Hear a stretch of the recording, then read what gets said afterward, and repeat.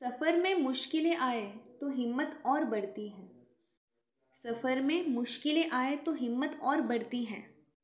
अगर कोई रास्ता रोके तो जुर्रत और बढ़ती है। अगर बिकने पर आ जाओ तो घट जाता है दम अक्सर। ना बिकने का इरादा हो तो कीमत और बढ़ती है। Hello everyone, a very warm welcome to all of you. So students, आज हम क्लास 10 साइंस के एमसीक्यू क्वेश्चंस देखेंगे और एमसीक्यू क्वेश्चंस में हम आज पाचन तंत्र यानी एक टॉपिक पूरा कंप्लीट करेंगे। देखिए स्टूडेंट्स, पाचन तंत्र कहते हैं किसे हैं? मानव में पाचन तंत्र का निर्माण सहायक पाचक ग्रंथियों के द्वारा होता है। ठीक है, मानव में जो पाचन तंत्र है उसका निर्माण जितने भी सहायक ग्रंथियां हैं उनके द्वारा होता है। अब देखिए, इसकी शुरुआत होती है आहार नाल से, जिसे हम एलिमेंट्री कैनाल के नाम से भी जानते हैं।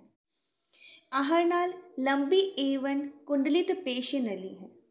ठीक है, यह गुदा तक फैली होती है, यानी मुख गुहा से शुरू होकर गुदा तक फैली होती है। ठीक है, इसकी जीवित अवस्था में लंबाई 4.5 मीटर होती है। इसके भाग मुख गुहिका, देखिए यहाँ भाग लिखे हुए हैं। मुख गुहिका, ग्रसनी, ग्रसिका, आमाशय, छोटी आंत, बड़ी आंत, गुदा, यानी आहार नाल फैली होती है गुदा तक। बढ़ते हैं आगे। देखिए, अब मुख किसे कहते हैं? देखिए, माउथ। लार में टाइलिन एंजाइम पाया जाता है। इस एंजाइम को हम एमाइलेज के नाम से भी जानते हैं। अब देखिए, मुख ऊपर व निचले ओष्ठों से घिरा हुआ होता है। जैसा कि हमें पता है, हमारा जो मुख है ऊपर के और नीचे के जो होंठ है उससे घिरा हुआ है। घिरा हुआ क्या है? एक छिद्र है। यह मुख गुहिका में खुलता है। ठीक है, अब मुख गुहिका में क्या है? जीभ है, दांत है। ठीक है, अब देखिए, मुख की अधर तल पर पेशी जीभ पाई जाती है। क्या पाई जाती है? पेशी जीभ। ठीक है, जीभ की सतह पर स्वाद कलिकाएं पाई जाती हैं, जो हमें कड़वे मीठे का ज्ञान करवाती हैं, जो स्वाद का ज्ञान करवाती हैं। देखिए आगे, मुख द्वार ऊपरी व निचली जबड़ों द्वारा घिरा होता है। क्या पाए जाते हैं? जबड़े पाए जाते हैं, ऊपर और नीचे के जबड़े, और इन जबड़ों में पाए जाते हैं दांत। इन जबड़ों में दांत पाया जाता है। मनुष्य के दांत विषम दंती, ठीक है, यानी सभी दांतों की जो साइज है वो क्या है? अलग अलग। द्विबार दंती, इसका मतलब है 2 बार उगते हैं, यानी मनुष्य के दांत 2 बार आते हैं। ठीक है, एक मिल्क टीथ और दूसरा है जो है स्टेबल टीथ, यानी स्थायी दांत।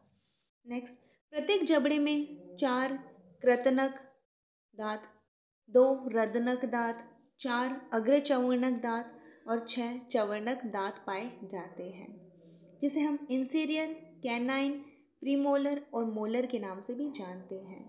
देखिए, वयस्क अवस्था में कुल 32 दांत होते हैं। कितने होते हैं? 32, जो अलग अलग आकार व कार्यों को संपादित करते हैं। जैसे कि हमें पता है, इसलिए हम अलग अलग आकार है इसके, इसलिए तो हम इसे विषम बार दंती कह रहे हैं। देखिए, मनुष्य का स्थायी दंत सूत्र है 21-23/21-23 ICPMM, अर्थात कृतनक, रदनक, अग्रचवर्णक और चवर्णक। ठीक है, 21-23/21-23 गुणा 2।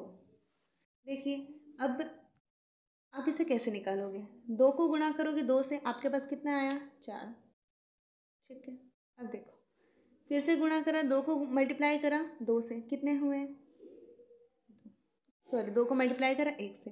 अब 2 को मल्टीप्लाई करो 4 से, कितने हुए? सॉरी, 2 को मल्टीप्लाई करो 2 से। अब 2 को मल्टीप्लाई करो 3 से, कितने हुए? यानी डबल कर लो इसे, क्योंकि नीचे वाले भी तो मल्टीप्लाई होंगे। ये कितने हुए? 8, 4, 8, 12। अब टोटल करोगे तो ये हो जाएंगे 32, अर्थात 32 दांत पाए जाते हैं। ठीक उसी प्रकार से जो मिल्क टीथ है उसका भी दंत सूत्र निकालेंगे 2102/2102। कृतनक, रदनक, अग्रचवर्णक, चवर्णक। इसमें अग्रचवर्णक नहीं पाया जाता, जो मिल्क टीथ है, यानी बच्चों में। ठीक है, जो दूध के दांत होते हैं उसमें अग्रचवर्णक नहीं पाया जाता। ठीक है, तो कितने हो गए दांत? 20। आपको इससे भी ऐसे निकालना है, जैसे 2 को मल्टीप्लाई करो 2 से, कितने हुए? 4, और 4 और 4 कितने हुए? 8। 2 को मल्टीप्लाई करो 1 से, कितने हुए? 2, और 2 और 2 4। अब ये 0 0। ठीक है, अब वापस करो, कितने हुए? कुछ प्रकार से 2 को मल्टीप्लाई करा 2 से 8 हो जाएंगे।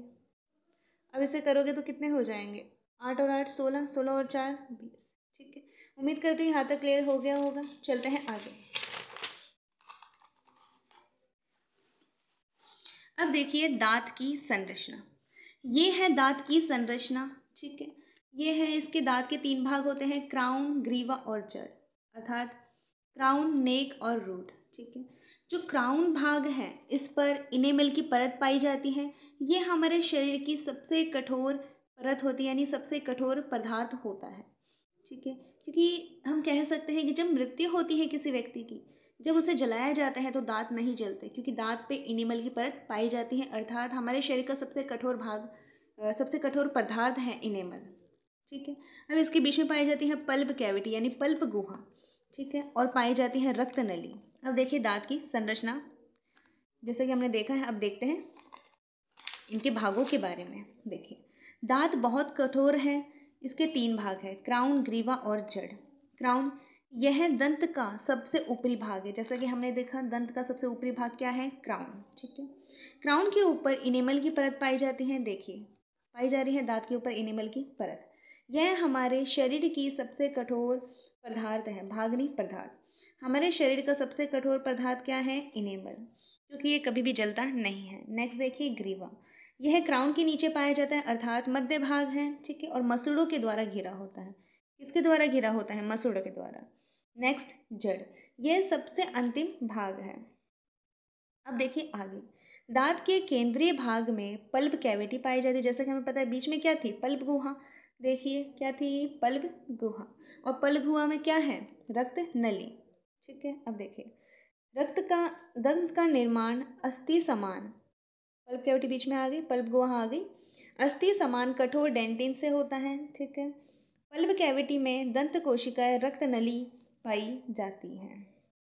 ठीक है, आगे देखिए, पल्प कैविटी में दंत कोशिका, रक्त नली और तंत्रिका तंतु पाए जाते हैं। अब नेक्स्ट है हमारा ग्रसनी। हमने मुख और मुख गुहा इसमें कंप्लीट कर लिया है। ग्रसनी क्या है, तीसरा पार्ट। जैसा कि हमें पता है मुख गुहा के बाद ये पार्ट आता है, और ये ग्रसनी और ग्रसिका के बीच होता है। ठीक है, मुख गुहा और ग्रसिका के बीच का भाग ग्रसनी कहलाता है।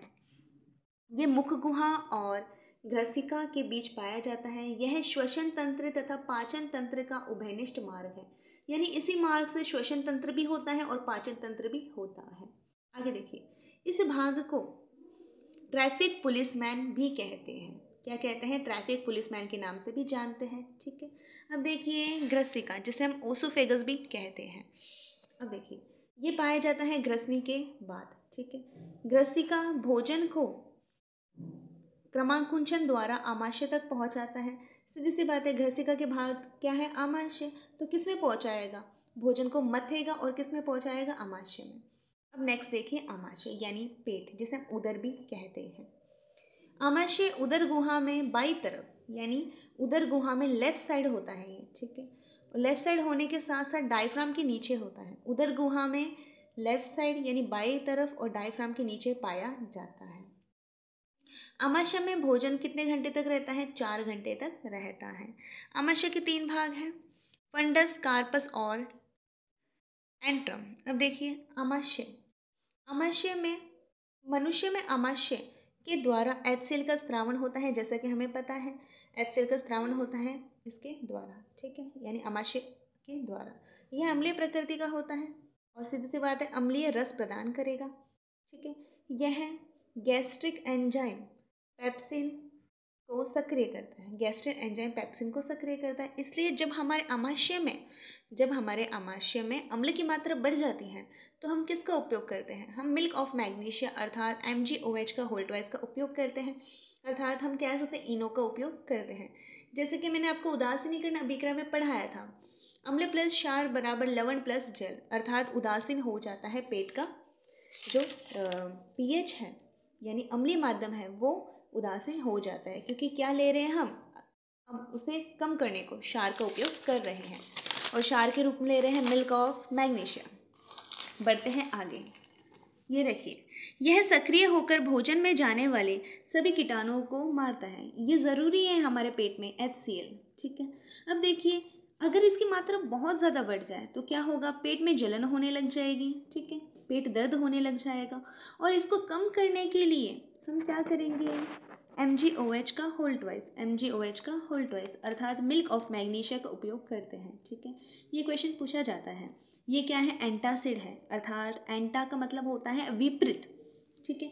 अब देखिए, अम्ल प्लस क्षार बराबर लवण प्लस जल, अर्थात उदासीन हो जाता है पेट का pH, ठीक है। अब देखिए छोटी आंत, अब छोटी आंत है ये आमाशय के बाद आती है। आमाशय छोटी आंत में जाकर क्या करता है, खुलता है, क्योंकि आमाशय के बाद क्या आ रही है, छोटी आंत, और छोटी आंत भोजन का अवशोषण करती है। अब देखिए, छोटी आंत भोजन का अवशोषण करती है और बड़ी आंत क्या करती है, बड़ी आंत करती है जल का अवशोषण, और छोटी आंत खुलेगी बड़ी आंत में, ठीक है, और ये करेगी जल का अवशोषण। देखिए आगे नोट, छोटी आंत और बड़ी आंत के बीच अपेंडिक्स पाई जाती है, ठीक है, जिसे हम कहते हैं अपेंडिक्स। ये क्या है, जो पहले के जो मवेशी मतलब मनुष्य होते थे वो क्या खाते थे, सेलुलोज खाते थे, ठीक है, और सेलुलोज का पाचन करने के लिए अपेंडिक्स काम आती है, और ये मवेशियों में ज़्यादा सक्रिय होती है, यानी जानवरों में ये सक्रिय होती है, ठीक है। अब धीरे धीरे जैसे हमने सेलुलोज खाना बंद कर दिया तो ये क्या हो गया, एक अवशेषी अंग, अर्थात इसे काट कर भी फेंक दिया जाए तो हमारे शरीर पर इसका कोई प्रभाव नहीं पड़ेगा। देखिए, छोटी आंत और बड़ी आंत के बीच अपेंडिक्स पाई जाती है और ये होती है अवशेषी अंग, अवशेषी अंग, ठीक है, 8 सेंटीमीटर लंबी होती है। अब नेक्स्ट एंड लास्ट, यह है गुदा भाग।